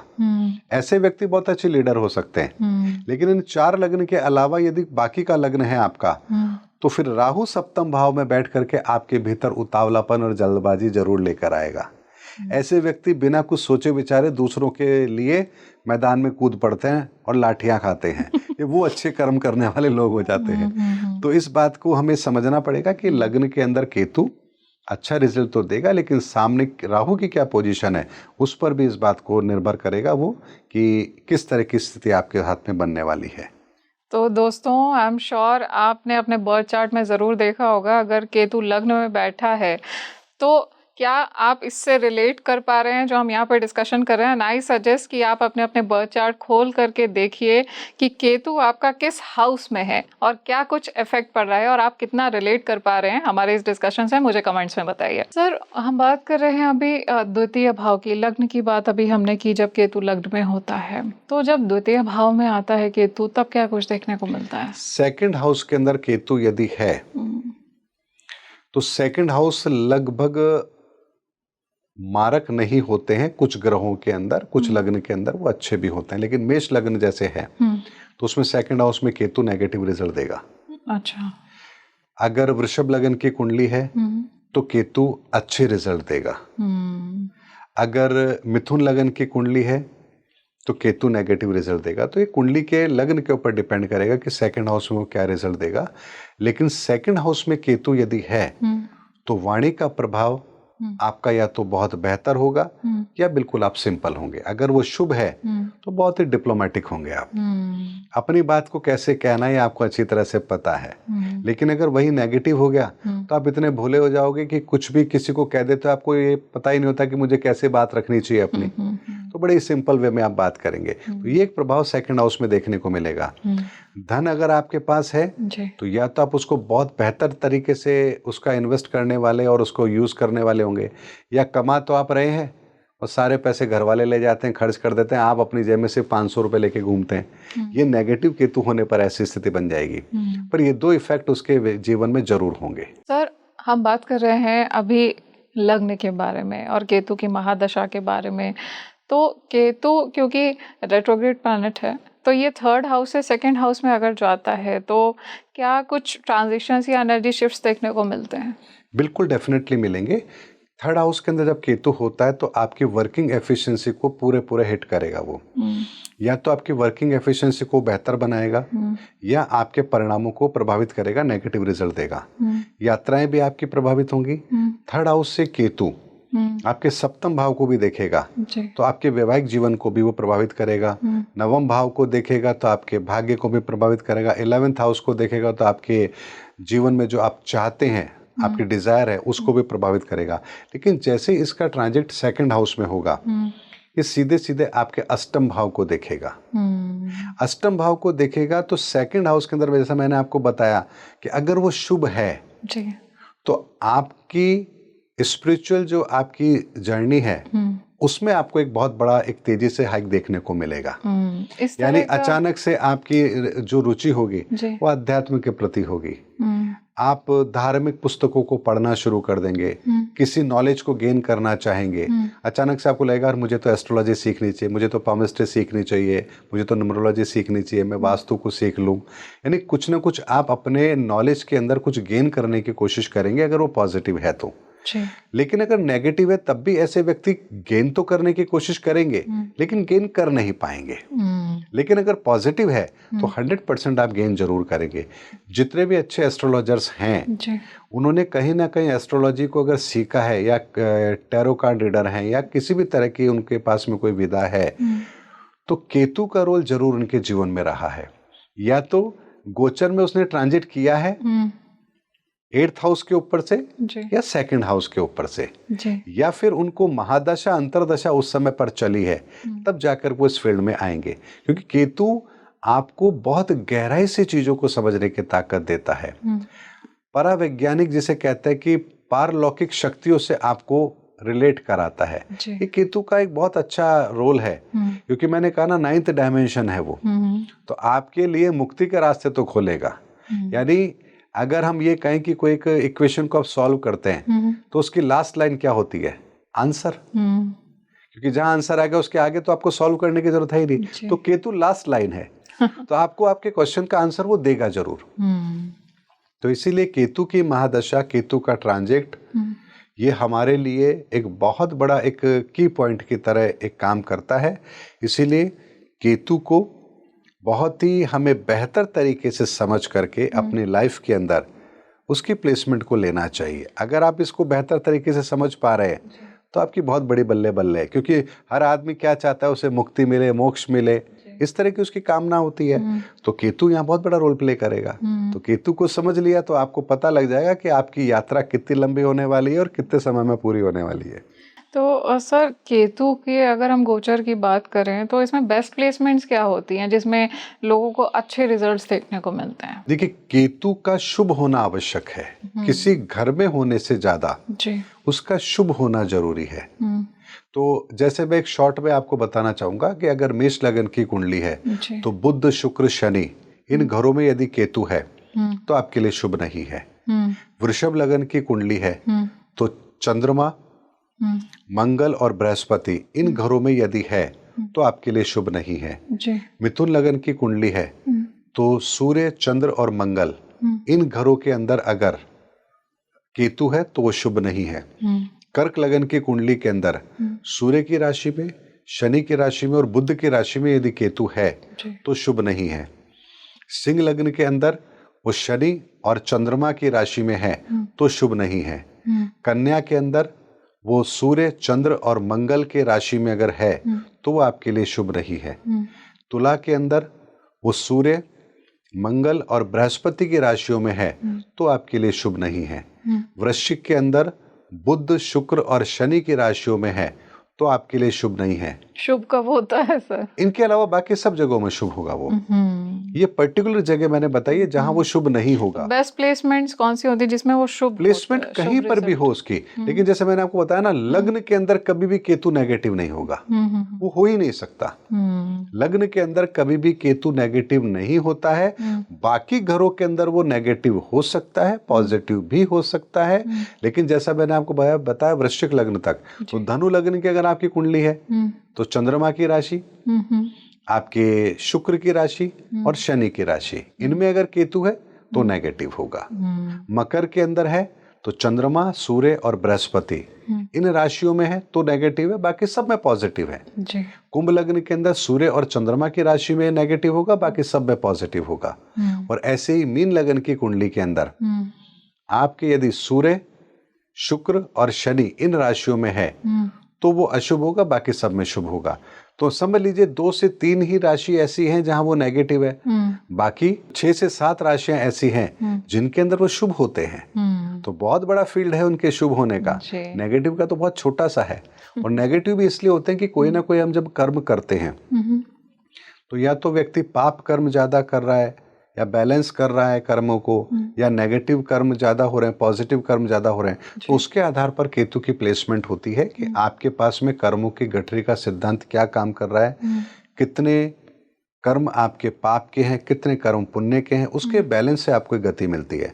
तो राहु केतु की पोजीशन आपकी कुंडली के अंदर केवल और केवल आपके कर्मों के हिसाब किताब को बताती है कि आपका वजन कितना भारी है कर्मों का। सर वापस से हम केतु की महादशा की बात करते हैं, तो केतु जब 3rd हाउस में या 3य भाव में होता है तब क्या कुछ देखने को मिलता है? 3rd हाउस की जब हम बात करते हैं तो मैं आपको एक बात बताता हूँ। अगर 3rd हाउस का हम एग्जाम्पल लेते हैं और मान लीजिए मीन लगन की कुंडली है और मीन लगन की कुंडली में लग्न में ही 6 प्लैनेट हो और 2 प्लैनेट बाकी जगहों पर हो, लेकिन सारे के सारे प्लैनेट अगर 7th हाउस को देख रहे हो, जैसे कि कॉम्बिनेशन बना था 30 मार्च 2025 को, तो बताइए क्या पोजीशन बनेगी? यानी केतु के ऊपर अगर 8 ग्रहों की दृष्टि है और मीन लगन की वो कुंडली है और केतु बुध के घर में है और वर्तमान में जो डायमेंशन काम कर रहा है वो 4th डायमेंशन काम कर रहा है और उसमें केतु बैठा है, तो इसका मतलब है कि उसने ब्रह्मांड की सारी एनर्जी को रिफॉर्म करने की ठान ली है और वो प्रोसेस अब शुरू हो चुका है। और ये दिन था 30 मार्च 2025 और इसीलिए मैंने कहा था कि 30 मार्च 2025 का दिन वो दिन है जब कलयुग का अंतिम दिन और धर्मयुग का पहला दिन शुरू हो चुका है, यानी फॉर्मेशन शुरू हो चुकी है, ये दिन शुरू हो चुका है। इसको ऐसे समझिए कि रात को 12:01 पर आपका दिन बदल गया, अब आपके अगले दिन का प्रोसेस शुरू हो चुका है। तो आप कहेंगे कि रात को 12 बजने में 2 मिनट पहले और 12:02 पर क्या फर्क पड़ा? फर्क आपको विजिबल नहीं होगा, लेकिन किसी लेवल पर वो चीजें चेंज हो चुकी हैं। तो इसी तरीके से 30 मार्च 2025 के बाद से युग परिवर्तन का जो समय है वो बहुत तेजी से अब शुरू हो चुका है और 2025 का साल, 2026 का साल ये इतिहास के पन्नों में लिखा जाएगा, ये साधारण साल नहीं है। सर हम अभी ऑफ द कैमरा डिस्कस कर रहे थे कि 8 के 8 ग्रह जब 2025 में एक साथ अलाइन हुए थे और उनकी दृष्टि केतु पर पड़ी थी, तो उसका क्या इम्पैक्ट होने वाला था आपने ऑन कैमरा भी अभी बोल ही दिया। तो 2026 में ऐसा क्या खास होने वाला है? 2026 के अंदर जो ये परिवर्तन एप्लीकेबल हुए हैं 2025 के अंदर मार्च के बाद से जी, ये अपने स्थायी परिणामों को हमारे सामने लेकर आ जाएंगे। ये साल 2026 का परिणामों को देने वाला होगा। यानी ऐसा नहीं होगा कि आपको ये सिचुएशन बहुत लंबे समय तक चलेगी। अच्छा। हाँ ठीक है 2026 में हो जाएगा, 2027 में हो जाएगा, 2028, ऐसा नहीं होगा। 2026 के अंदर आपको कंक्लूड करना ही पड़ेगा कि ये चीज अब रखनी है या नहीं रखनी है। यानी कोई भी सिचुएशन अब लंबे समय तक नहीं चलने वाली है, ये बात निश्चित है। और 2026 के साल का राजा सूर्य है, मंत्री मंगल है जी। और दोनों के दोनों प्लैनेट बड़े ही जोशीले प्लैनेट हैं, तो ये कार्य तो होना ही होना है। और आपको एक बात और बताता हूँ कि 30 मार्च 2025 को खाली यही सिचुएशन नहीं थी। चैत्र शुक्ल प्रतिपदा ग्रहण उससे पहले था और ऐसी परिस्थितियां 17-18 कॉम्बिनेशन उस समय बने थे जी। तो ये, और शनि का राशि परिवर्तन था, तो ये सारे के सारे कॉम्बिनेशन ये बता रहे थे कि ऐसा कॉम्बिनेशन पिछले 5000 सालों में कभी नहीं बना। really? तो जब 5000 सालों में नहीं बना ऐसा कॉम्बिनेशन, तब सोचिए कि रिजल्ट फिर ऐसा कैसे हो सकता है कि साधारण से होके रह जाए। और आप देखिए 2025 के अंदर वास्तव में स्थितियां कितनी बिगड़ी हैं और निस्संदेह इन परिस्थितियों को संभालना इस समय पर पूरी दुनिया के लिए डिफिकल्ट हो रहा है। भारत ही नहीं, हर देश के लिए इस समय इन स्थितियों को सुधारना, संभालना बहुत मुश्किल हो रहा है। ये बात हमारे सामने है। हर व्यक्ति इस समय पर ये बात आपको जरूर कहेगा कि हाँ, कुछ तो ऐसा है जो अनयूजुअल नहीं है, यूजुअली नहीं होता ऐसा, और उसको बैलेंस करना इस समय हर व्यक्ति के लिए थोड़ा सा टिपिकल हो रहा है।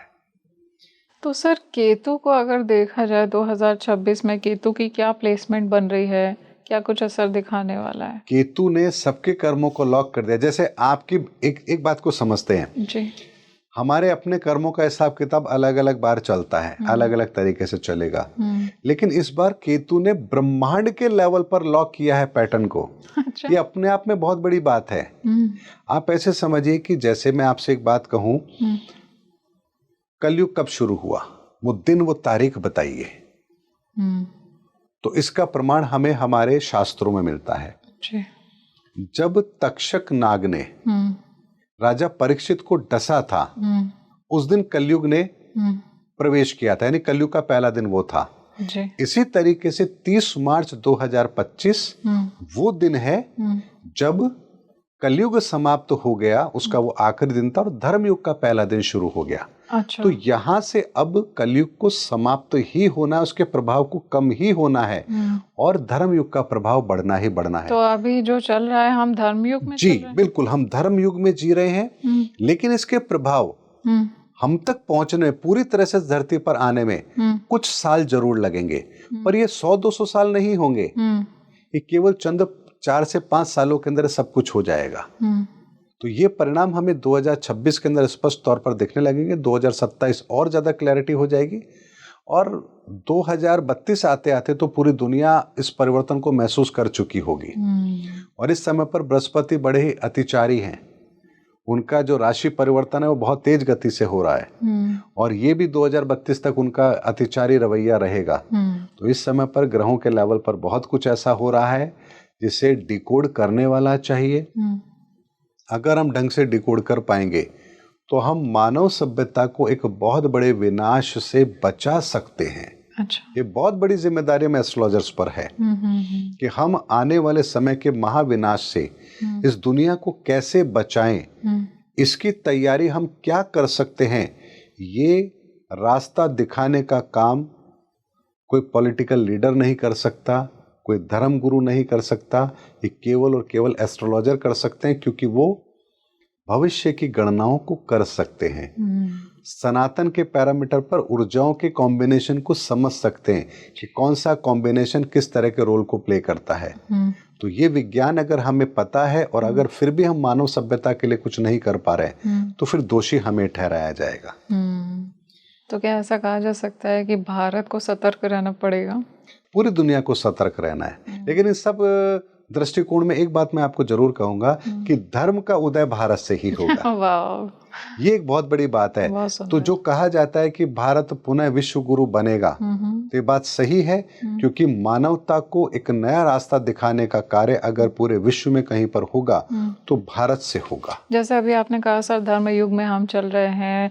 30 मार्च 2025 से कलयुग खत्म हो गया एक तरह से, और धर्म युग की शुरुआत हो गई है। तो क्या भारत अब आगे धर्म के पर्सपेक्टिव से, मैं कहूँगी, उस तरफ आगे बढ़ रहा है भारत? बिल्कुल, भारत धर्म के प्रति आगे बढ़ भी रहा है। इस समय आपने दुनिया के बीच में सनातन को एक बार एक तरीके से स्प्रेड होते हुए देखा है। यूथ बहुत ज़्यादा अट्रैक्ट हो रहा है। विदेशों के अंदर सनातन को लेकर के लोगों के बीच में चर्चाएं हैं। लोग सच को समझना चाहते हैं। लोग ये जानना चाहते हैं कि आखिर ये दुनिया काम कैसे कर रही है। इस विषय में अगर मैं बात करूं तो वैज्ञानिक भी इस ओर आगे बढ़ रहे हैं। तो उन्होंने बहुत सूक्ष्म लेवल पर, पार्टिकल के यानी कि एटम लेवल से भी अंदर जाकर उन्होंने देखा है कि आखिर दुनिया कैसे चल रही है। तो उन्हें क्वांटम वर्ल्ड नजर आ रहा है। क्वांटम कंप्यूटर की तरफ हम जब बढ़ रहे हैं, क्वांटम इंटेंगलमेंट हमने समझा, क्वांटम टनलिंग क्या होती है ये हमने समझा। तो विज्ञान भी उस दिशा में आगे बढ़ रहा है, आध्यात्म भी उस दिशा में आगे बढ़ रहा है, ज्योतिष विज्ञान भी उस दिशा में आगे बढ़ रहा है, लोगों की जिज्ञासा भी उस दिशा में है। तो ये सब कुछ एक संकेत है कि हाँ, हम सही दिशा में तो आगे बढ़ रहे हैं। अभी धुंध जरूर है, पर ये धुंध छटने वाली है और सब कुछ साफ साफ दिखाई देने वाला है। बहुत सुंदर। सर हम बात करते हैं चतुर्थ भाव की, क्योंकि हम केतु की महादशा की बात करते हैं, तो केतु जब चतुर्थ भाव में होता है तो क्या कुछ देखने को मिलता है? चतुर्थ भाव का केतु आपके अगर शुभ है तो आपके माता के सुख में वृद्धि करेगा। अच्छा। आपको हिडन टैलेंट देगा। हिडन टैलेंट ऐसा कि जो गॉड गिफ्टेड है, आपको बाय बर्थ मिला है। प्रॉपर्टी से संबंधित सुख आपको केतु देगा। ये सारे काम 4th हाउस में यदि केतु शुभ है तो आपको जरूर करवाएगा। अगर अशुभ है तो आप टैलेंटेड तो होंगे लेकिन उस टैलेंट का यूज नहीं कर पाएंगे। अच्छा। प्रॉपर्टी तो होगी लेकिन आपकी प्रॉपर्टी का सुख कोई और भोग रहा होगा। कई बार आपने देखा होगा ना कि बाप दादों ने प्रॉपर्टी बनाई लेकिन वो तो सुख भोग नहीं पाए, लेकिन उनके बच्चे भोग रहे हैं। तो केतु अगर नेगेटिव 4th हाउस में है तो प्रॉपर्टी का सुख आपको नहीं मिलेगा, आपकी आने वाली पीढ़ी को मिलेगा। तो ऐसा कहा जा सकता है कि आपका जो कार्मिक डेट था वो बहुत ज्यादा था, आपके प्रारब्ध में वो चीज नहीं थी, तो इसलिए आपको मिल के भी नहीं मिली, क्योंकि केतु 4th हाउस में। जी बिल्कुल ऐसा होता है।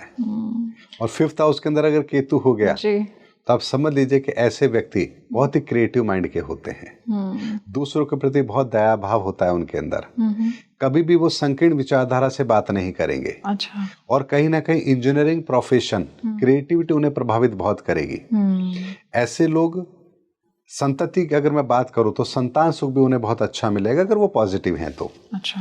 यही केतु अगर 6th हाउस में हो गया जी, तो और अच्छा आपके लिए हो गया। आपको टैलेंटेड तो बनाएगा ही बनाएगा, साथ में आपको दया भाव भी देगा। तो ऐसे व्यक्ति अपनी जेब से पैसे खर्च करके भी दूसरों की मदद करेंगे। कोई उनके पास अपनी प्रॉब्लम लेके जाए वो कभी मना ही नहीं कर सकते, वो जरूर दूसरों की मदद करेंगे। जी। 7th हाउस के अंदर हो गया तो आपकी फीलिंग्स दूसरों के प्रति बहुत अच्छी होगी। भावुक भी आप होंगे, ये भी आपके साथ जरूर होगा। आप दूसरों के प्रति वफादार हैं। कभी भी आप किसी को चीट करने की कोशिश नहीं करेंगे, बल्कि आप चाहेंगे कि अगर किसी ने आपको 100 रुपए का बेनिफिट दिया तो आप उसको 100 से ज्यादा का रिवॉर्ड वापस कर पाएं। ये भावना आपके अंदर 7th हाउस का अगर पॉजिटिव केतु है तो जरूर आएगा। अगर अष्टम भाव के अंदर केतु है जी, तो यहाँ आप गहराई से चीजों को समझने वाले होंगे। आप विजुलाइज बहुत अच्छे से कर पाएंगे। जी, भविष्य में होने वाली घटनाएं आपको पहले से पूर्वाभास कराएंगी। जी। बोलने में आप एक्सपर्ट तो होंगे ही होंगे। और ऐसे व्यक्ति रिसर्च के फील्ड में होंगे तो बहुत अच्छा काम करेंगे। 9वें भाव का केतु, आप अंधविश्वासी तो बिल्कुल भी नहीं होंगे। अगर आपको कोई कुछ काम करने के लिए कहे तो आप पहले पूछेंगे क्यों करूं, किस लिए करूं, क्या फायदा होगा, क्या नुकसान होगा। जी। अगर समझ में आया आपके तो आप करेंगे, चाहे फिर दुनिया ना कर रही हो। और अगर आपको समझ में नहीं आ रहा आप नहीं करोगे, चाहे दुनिया उसको फॉलो कर रही हो। ये 9वें भाव का केतु आपको ये टैलेंट देता है। मतलब इंडिपेंडेंट हो गए, इंडिपेंडेंटली, बिल्कुल आप इंडिपेंडेंट होके काम करेंगे। 10th हाउस का केतु क्रिएटिविटी देगा। ऐसे लोग इंजीनियरिंग फील्ड में, क्रिएटिव फील्ड में जरूर होते हैं। 10th भाव में यदि केतु अच्छा हो और महादशा उसकी चल पड़े और आपकी उम्र यदि 20-22 वर्ष के आसपास है तो आप प्रशासनिक अधिकारी, IAS ऑफिसर बनने की ताकत रखते हैं।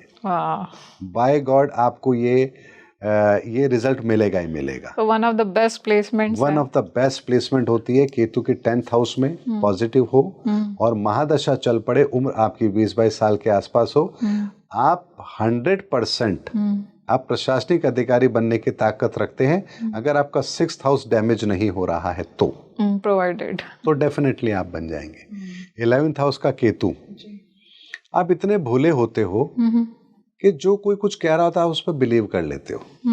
आपको लगता है जैसे आप वो दुनिया वैसी ही है। आप भोले तो दुनिया भोली, आप चालाक तो दुनिया चालाक।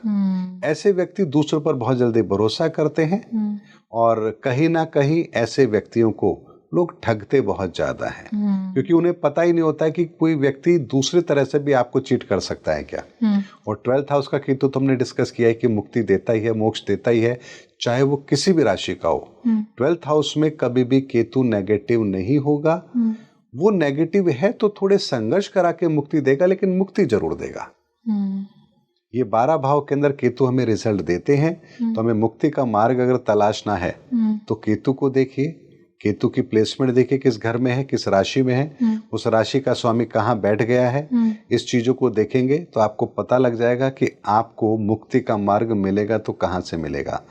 आपको लोगों की भलाई करके मुक्ति का मार्ग मिलेगा, आध्यात्म के मार्ग में जाने पर मिलेगा, समाज सेवा से मिलेगा, प्रशासनिक सेवा से मिलेगा, पिता की सेवा से मिलेगा, परिवार की सेवा से मिलेगा, धर्म कर्म करके मिलेगा, या किस तरह से मिलेगा, ये सारे के सारे रहस्य केतु से खुल जाते हैं। तो सर नेगेटिव इम्पैक्ट्स भी देती है केतु की महादशा अलग अलग भावों जी, में? केतु की महादशा नेगेटिव इम्पैक्ट भी देगी। लग्न में होता है तब? लग्न में कभी नेगेटिव कभी नहीं नहीं होगा, आता ना। लग्न में कभी भी नेगेटिव नहीं होगा, लेकिन मैंने जैसा बताया ना कि अच्छे रिजल्ट्स के परिणाम पूरे बदल जाएंगे। जैसा मैंने आपको बताया था सेकंड हाउस में है जी। तो डिप्लोमेसी उसकी वाणी में हो जाएगी, लेकिन वही नेगेटिव हुआ तो भोला भंडारी हो गया। किसी को कुछ भी कह दिया बिना सोचे समझे कि इसका इम्पैक्ट क्या होगा। कई लोग आपने देखा होंगे ऐसे, तो सीधे सीधे भाषा में बोल देते हैं जो भी कुछ बोलना होता है। लोग कहते हैं कैसा आदमी है यार, मुंह ही बोल के चला बहुत गया। ब्लंट होता है, बहुत ब्लंट होता है, तो उनको पता ही नहीं होता। और कुछ इतने डिप्लोमेटिक होते हैं कि मुंह पर आपको बड़े प्यार से बात करो और पीछे आपको पता नहीं क्या क्या करेंगे वो। तो वो अच्छे केतु की वजह से ऐसा होता है कि वो डिप्लोमेटिक होते हैं। अगर सेकंड हाउस के अंदर केतु अगर नेगेटिव है तो दांतों से संबंधित प्रॉब्लम हो सकती है, आई से संबंधित प्रॉब्लम हो सकती है। वहां नेगेटिव है, अष्टम को देख रहा है, तो जैसा मैंने बताया लाइफ थ्रेटनिंग डिजीज आपको देने की पॉसिबिलिटी बना देते हैं। तो ये तो इतना बड़ा फील्ड है ज्योतिष का, और इसके प्रेडिक्शन इतने मतलब बड़े लेवल पर हो सकते हैं, क्योंकि एक एक कॉम्बिनेशन में नक्षत्र बदल जाने पर भी प्रेडिक्शन बदल जाते हैं। खाली सेकंड हाउस ही नहीं, सेकंड हाउस में किस नक्षत्र में है, नक्षत्र का कौन सा चरण है, तो नक्षत्र भी बदल गया तो प्रेडिक्शन बदल जाएगा। नक्षत्र का स्वामी अलग होगा, उसकी प्लेसमेंट अलग होगी, वहां से रिलेशन अलग बनेगा। तो बहुत सारे प्रेडिक्शन केतु के निकलते हैं, लेकिन केतु मुक्ति का दाता था, है और रहेगा।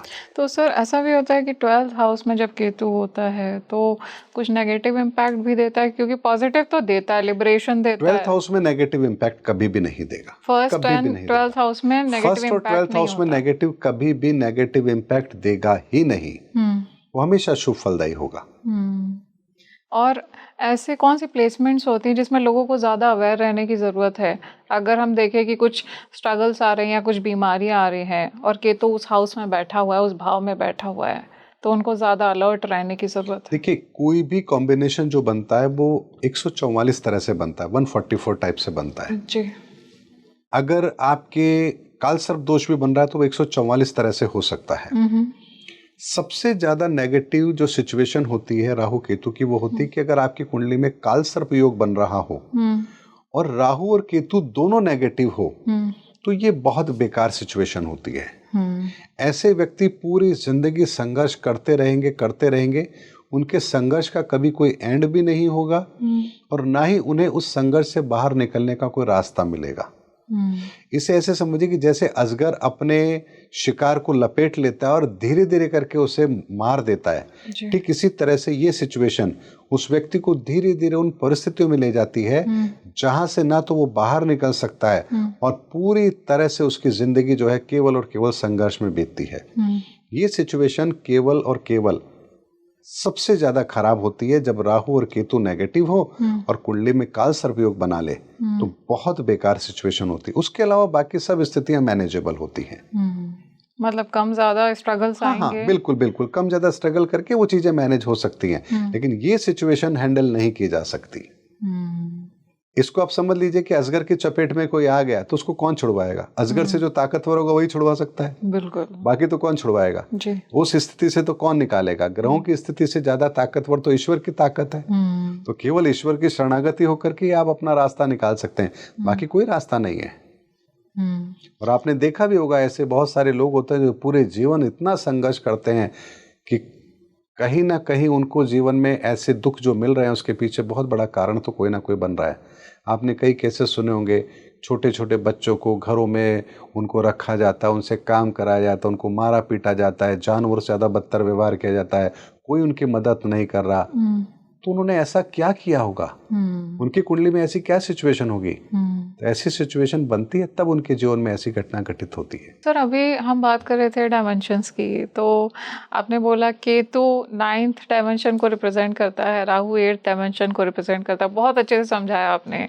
तो मैं ये जानना चाहूँगी, जो लोग स्पिरिचुअली इंक्लाइंड होते हैं, क्योंकि केतु हमको स्पिरिचुअली कहीं ना कहीं एक पुश देता है, डिटैचमेंट देता है, तो जो स्पिरिचुअली इंक्लाइंड लोग हैं या मेडिटेशन प्रैक्टिशनर्स हैं, उनकी स्पिरिचुअल ग्रोथ में कैसे हेल्प करता है? देखिए, डिटैचमेंट से पहले हमें ये समझना पड़ेगा अटैचमेंट और डिटैचमेंट में फर्क क्या होता है। अगर आपको कोई चीज अच्छी लग रही है अटैचमेंट है जी। अब अच्छी नहीं लग रही डिटैच हो गए। पर डिटैच होने का मतलब ये कहाँ हुआ कि आपको चीज अब अच्छी लगना बंद हो गई।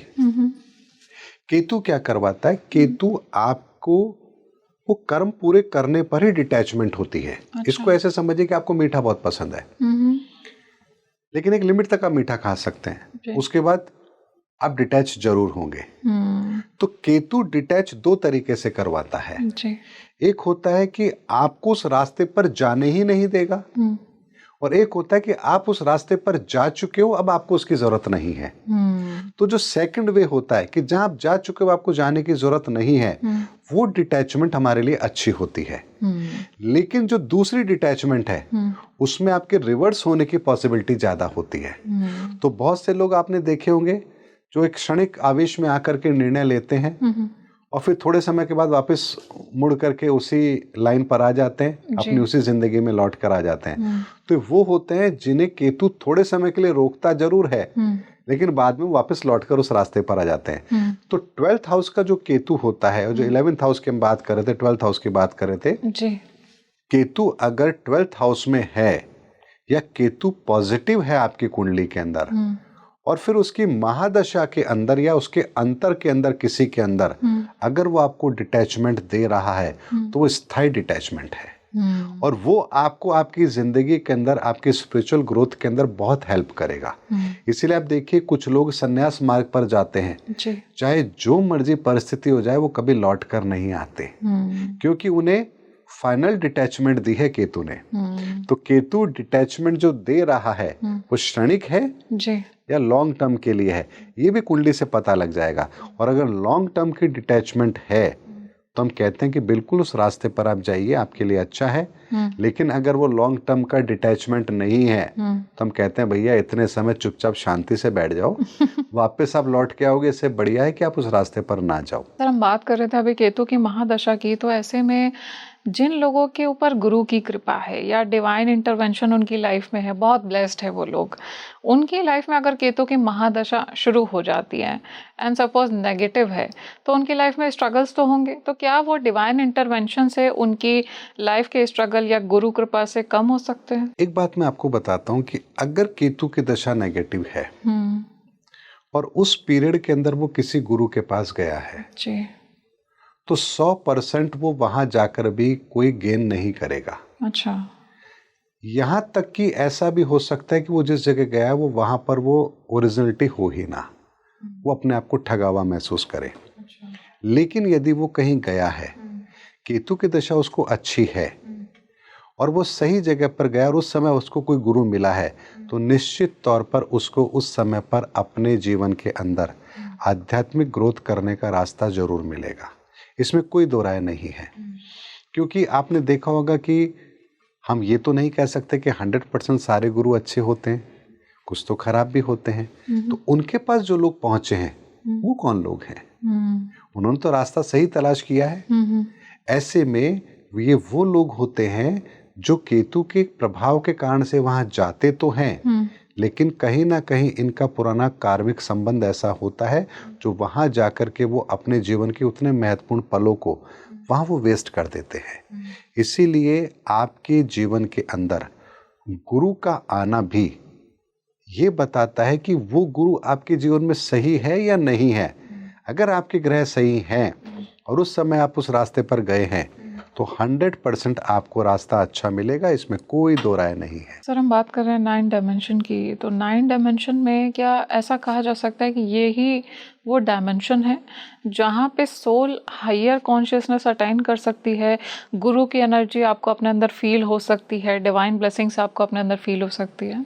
बिल्कुल, डेफिनेटली 9th डायमेंशन तक की यात्रा तो आपको करनी ही पड़ेगी और ये होती ही होती है। इस बात को बहुत ही साइंटिफिक तरीके से मैं आपको बताता हूँ। 1 और 2 के बीच में क्या होता है? नॉर्मली आंसर होगा 1 के 2 के बीच में तो कुछ नहीं होता। क्यों नहीं होता? बिल्कुल होता। इसके बीच में भी एक अनंत का संसार है। 1.1, 1.2, 1.3, 1.4। यस। 1.1 से 1.2 के बीच में भी बहुत बड़ा संसार है। तो ये जो मैथमेटिक्स है, जो गणित है, ये भगवान गणपति की बनाई हुई है। इसीलिए गणपति से गणित, ये नाम भी गणित इसीलिए पड़ा है। तो आप ये समझिए कि हर डायमेंशन के अंदर भी उसके सब डायमेंशंस होते हैं, उसके अंदर भी और डायमेंशंस होते हैं। इसीलिए आप देखिए कि हमारी महादशा, अंतरदशा, प्रत्यंतर, सूक्ष्म दशा और प्राण दशा, जी 5th लेवल तक जाकर के हम एक ही महादशा के अंदर रिजल्ट्स को लेते हैं। जी। तो इसी तरीके से हम अगर 9th डायमेंशन की बात करते तो उस 9th डायमेंशन के अंदर भी पहला डायमेंशन, दूसरा डायमेंशन, थर्ड डायमेंशन। अब इसको एक एग्जांपल से मैं आपको बताता हूँ। मान लीजिए जी कोई व्यक्ति भक्ति मार्ग में आगे बढ़ना चाहता है, तो अब ये कैसे तय होगा कि वो किस रास्ते पर जाए? तो अगर वो फर्स्ट डायमेंशन के अंदर है, यानी 9th डायमेंशन के अंदर भी वो फर्स्ट डायमेंशन में है, तो ध्यान साधना की बात करेगा, उसका मन वहां लगेगा। सेकंड डायमेंशन में है तो उसको कथा सुनना, कहानियां सुनना, भागवत सुनना बहुत अच्छा लगेगा। थर्ड डायमेंशन में है तो उसको तीर्थ यात्राएं करना बहुत अच्छा लगेगा। फोर्थ डायमेंशन में है तो उसे शास्त्र ग्रंथ पढ़ना बहुत अच्छा लगेगा। 5th डायमेंशन में है तो वो मंदिरों में जाना, सेवा करना, गुरुओं की सेवा करना, उसे ये अच्छा लगेगा। 6th डायमेंशन में अगर है तो उसे लगेगा जो मैंने कमाया है इससे मैं दान पुण्य करूं, लोगों की मदद कर दूं, तो दान पुण्य पर विश्वास करेगा। 7th डायमेंशन में है तो क्या करेगा? वो कहेगा मैं लोगों की सेवा कर सकूं, मानवता की बात करेगा। तो आप देखिए कि मुक्ति के लिए भी उसने अलग अलग मार्ग ढूंढे हैं। और ऐसा हकीकत में है कि कोई व्यक्ति आध्यात्मिक मार्ग पर चलता है तो किसी को क्या अच्छा लगता है, किसी को क्या अच्छा लगता है। अब आप ये कैसे कहेंगे कि यही सही है वो गलत है? जी। क्योंकि उसके लिए उसकी ऊर्जा जिस डायमेंशन में, उसको वही रास्ता समझ में आएगा। इसको ऐसे समझिए कि एक बिल्डिंग है 10 माले की है जी। अब आप फर्स्ट फ्लोर पर रहते तो फर्स्ट फ्लोर पे हो तो आपको उतना ही दिखेगा, 9th फ्लोर वाले को शहर उतना ही बड़ा दिखेगा। इसमें कोई गलत नहीं है, लेकिन जो जितनी ऊंचाई पर है उसको वही दिखाई दे रहा है। इसी तरह से हर डायमेंशन के अंदर भी सब डायमेंशंस होती हैं। इस बात को अगर हम सनातन के पैरामीटर पर समझेंगे तो हम अपनी जिंदगी के अंदर छोटे से छोटे लेवल पर भी हमारी समस्या का समाधान ढूंढ सकते हैं। इसी चीज को आप अपने करियर में भी अप्लाई कर सकते हैं, इसी चीज को आप अपनी मैरिड लाइफ में भी अप्लाई कर सकते हैं, इसी चीज को आप अपने प्रोफेशन में अप्लाई कर सकते हैं। हर जगह पर ये चीज अप्लाई होती है। तो इस बात को समझने के लिए हमें सनातन समझना पड़ेगा, सनातन के विज्ञान को समझना पड़ेगा। ये डायमेंशन क्या होती है, कैसे काम करती है, ये प्रकृति कैसे काम कर रही है, सब विज्ञान को हमें समझना पड़ेगा। तो हमें हमारी हर समस्या का समाधान जरूर मिल जाएगा।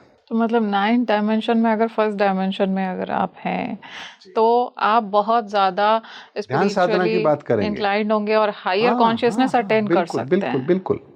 गुरु कृपा भी आपको इजीली, गुरु कृपा के लिए आप 5th डायमेंशन में आ जाएंगे। क्योंकि फर्स्ट डायमेंशन वाले कहेगा मैं ध्यान साधना कर रहा हूँ, मुझे सब कुछ मिल रहा है, मुझे 5th डायमेंशन गुरु की जरूरत ही नहीं है। जो कथा कहानियां सुन रहा है, गीता पढ़ रहा है, रामायण पढ़ रहा है, उसको कहेगा मुझे और चीजों की जरूरत नहीं है। तो हर व्यक्ति का अपना एक एनर्जी का लेवल है, वो उसी लेवल पर जाकर के अपने आप को रिलेट करेगा। इसको ऐसे समझिए, मिठाई तो मिठाई होती है, फिर कोई कहता नहीं मुझे तो काजू कतली पसंद है, मुझे तो रसगुल्ला पसंद है, कोई कहेगा मुझे गुलाब जामुन पसंद है। तो पसंद आपकी कैसे बन रही है? कहीं ना कहीं तो इसका भी एक सेगमेंट है, क्योंकि प्रकृति ने जितनी भी चीजें बनाई है सब इतने सेगमेंट में इसीलिए बनाई है ताकि हर डायमेंशन के व्यक्ति के लिए उस चीज की पूर्ति हो सके। कैल्शियम के लिए अगर मान लीजिए एक ही चीज बनाई होती तो, लेकिन आपको कैल्शियम एक जगह से नहीं कई जगह से मिल सकता है। क्योंकि प्रकृति का विज्ञान इतने बेहतर तरीके से काम करता है कि जो जहां है उसे वहां से उस चीज की पूर्ति हो जाए। तो आप देखिए फर्स्ट एनर्जी के अंदर भी आपको 9 की 9 एनर्जी मिल रही है, सेकंड एनर्जी में 9 की 9 एनर्जी मिल रही है, तो 9 में भी सबकी एनर्जी मिल रही है। तो ये संसार ऐसे ही काम करता है, इसे ही हम कहते हैं ऊर्जाओं का विस्तार। सर, हमने बात की आज राहु और केतु की महादशाओं की बात की है, राहु के प्लेसमेंट्स की भी हमने बीच में बात उठाई थी। तो जब केतु की महादशा चलती है, पॉजिटिव इम्पैक्ट्स तो बहुत अच्छे होते हैं और आपको स्पिरिचुअल ग्रोथ भी देते हैं और बहुत कुछ अच्छा देते हैं, करियर भी अच्छा होता है। ऐसे में अगर किसी की केतु की महादशा चल रही है और नेगेटिव है केतु का इम्पैक्ट, तो उनकी लाइफ में अगर कुछ चैलेंजेस आ रहे हैं, 2026 आ रहा है, लोगों की लाइफ में अगर स्ट्रगल चल रहा है, तो उसको दूर करने के लिए वो क्या कर सकते हैं, या उसको थोड़ा बहुत मैनेज करने के लिए क्या कर सकते हैं? बड़ा इंटरेस्टिंग क्वेश्चन है, इसका आंसर भी उतना इंटरेस्टिंग है जी। मान लीजिए अगर आपको 10 कोड़े खाने की सजा मिली है चीखिए चिल्लाइए, पढ़ने तो 10 ही है, तो क्यों ना शांति से चुपचाप खा लिया जाए।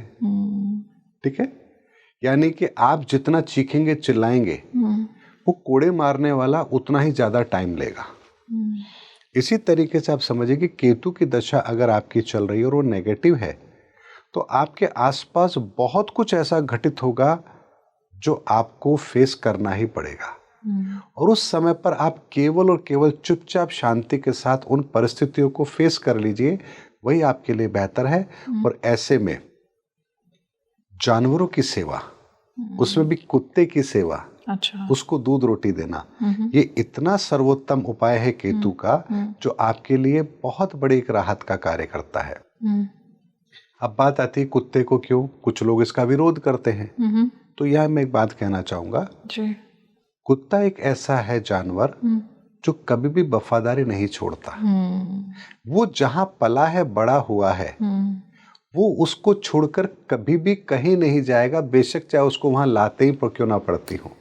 तो जो वफादारी का गुण है, ये गुण केतु के अंदर हम देखते हैं, क्योंकि आपके कर्मों का हिसाब किताब भी तो आपका पीछा नहीं छोड़ रहा है। ऐसे में आप उस जीव को उसकी सेवा कर रहे हैं बिना स्वार्थ के जी। तो यहाँ केतु का ये उपाय आपको निस्संदेह अच्छा फल देगा ही देगा। हमारे जानवर भी ग्रहों से रिलेट करते हैं, हमारे पेड़ पौधे वनस्पति भी उससे रिलेट करते हैं, हमारे रिश्ते भी इन ग्रहों से रिलेट करते हैं। तो ईश्वर ने हमारे सारे रास्ते दिए हैं, ये नहीं तो वो नहीं तो वो, कहीं ना कहीं से आपको समाधान मिल जाएगा। अगर केतु खराब होगा तो आपके दांतों की प्रॉब्लम हो जाएगी, आपका इंडिकेशन है कि आपका केतु खराब हो रहा है। राहु अगर खराब होगा तो आपके घर के इलेक्ट्रॉनिक्स आइटम खराब होना शुरू हो जाएंगे, आप समझ जाइए आपका राहु खराब हो रहा है जी। सूर्य खराब होगा, आपके कॉन्फिडेंस में कमी आ जाएगी। चंद्रमा खराब होगा, डिप्रेशन आ जाएगा। मंगल खराब होगा, शारीरिक रोग आ जाएंगे। बुध खराब होगा तो स्किन से रिलेटेड एलर्जी आपको हो जाएगी। फिफ्थ आपका बृहस्पति खराब होगा तो फेफड़ों से लंग्स से संबंधित प्रॉब्लम आ जाएगी। अगर शुक्र खराब होगा आपका तो आपको यूरिन से संबंधित, किडनी से संबंधित प्रॉब्लम आएगी। शनि अगर आपका खराब होगा तो नसों से संबंधित दिक्कत आएगी आपकी। तो हर ग्रह क्या इम्पैक्ट देगा ये विधान निश्चित है। और ऐसा क्यों होता है? क्योंकि एक एनर्जी का फ्लो है आपके शरीर के अंदर। तो जो प्लैनेट आपका खराब हुआ है और जिस लेवल पर, जिस डायमेंशन में वो खराब हुआ है, वहीं पर वो एनर्जी की ब्लॉकेज है। और एनर्जी की ब्लॉकेज है, इसका मतलब वो पार्ट ढंग से काम नहीं करेगा तो आपको रोग आएगा।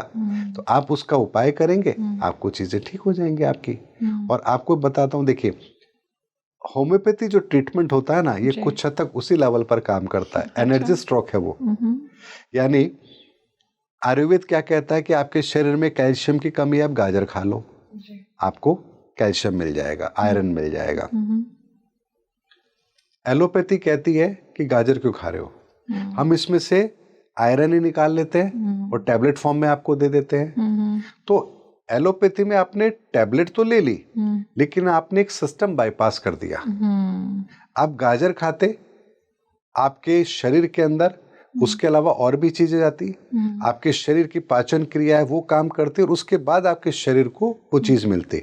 या आपने उसको बाईपास कर दिया तो आपको आयरन तो मिल गया, लेकिन बाकी सिस्टम कोलैप्स कर जाएंगे। इसीलिए हम कहते हैं कि एलोपैथी के अंदर साइड इफेक्ट होते हैं। इसका तोड़ क्या निकाला होम्योपैथी में कि आप गाजर खाएंगे, आपको मान लीजिए आयरन मिला। आयरन आपके शरीर में कैसे काम करेगा? वो एनर्जी के अंदर कन्वर्ट होगा, एनर्जी आपके शरीर में जाकर काम करेगी। तो हम गाजर से सीधे ही एनर्जी के फॉर्म में उसको लिक्विड फॉर्म में लेकर आते हैं और वो आपको देते हैं, तो सीधे आपके वहीं जाकर के काम करेगी। तो साइड इफेक्ट होने का कोई मतलब ही नहीं है। तो आप देखिए यहाँ भी हमें 3 प्रोसेस मिले हैं।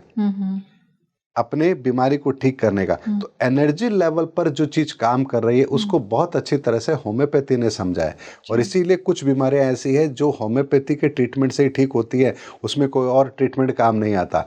स्किन से रिलेटेड जो प्रॉब्लम है उसका इलाज आयुर्वेद में इतना अच्छा नहीं है, होम्योपैथी में उतना अच्छा है, लेकिन एलोपैथी में भी नहीं है। तो विधान हमारा जो ईश्वर ने बनाया है उसमें हर चीज हमें दी है। अगर मंगल तत्व खराब है तो मंगल तत्व को ठीक करने के लिए हमें आयुर्वेद दे दिया। अगर आपका मन तत्व खराब है तो उसको ठीक करने के लिए मंत्र विज्ञान हमें दे दिया। अगर आपका पहला तत्व खराब है तो ध्यान साधना का रास्ता हमें दे दिया। अगर आपका पांचवा तत्व खराब है तो गुरु जैसा आपको एक आशीर्वाद उन्होंने दे दिया कि उनकी शरणागति होकर के आप बहुत कुछ प्राप्त कर सकते हैं। तो ऊपर वाले ने हम पर हमेशा कृपा की है, बस कहाँ से हमें कौन सा रास्ता मिलना चाहिए, बस यही हमें खोजना है, हमारा समाधान पक्का है। सो सर, अभी आपने बोला कि जिनके ऊपर केतु की महादशा चल रही है और नेगेटिव इम्पैक्ट अगर है तो उनको कुत्तों को रोटी देनी चाहिए, एक सदकर्म करना चाहिए।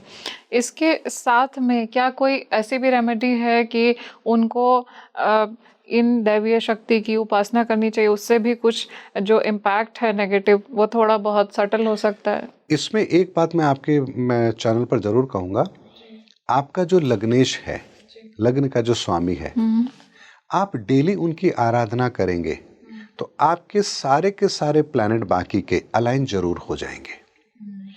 केवल और केवल अगर मान लीजिए किसी को कुछ भी नहीं पता, कुछ भी नहीं आता, आपको ये पता है कि आपका लग्न ये है, उस लग्न के स्वामी कौन है, आप बस उनकी आराधना डेली करना शुरू कर दीजिए। आपको कभी प्रेत बाधा परेशान नहीं करेगी, कभी कोई ग्रहों की महादशा में आपको नेगेटिव इम्पैक्ट बहुत ज़्यादा देखने को नहीं मिलेंगे। और इवन कि आपका कॉन्फिडेंस लेवल भी एक बहुत अपर लेवल का हो जाएगा, क्योंकि आपने बेस को मजबूत कर लिया।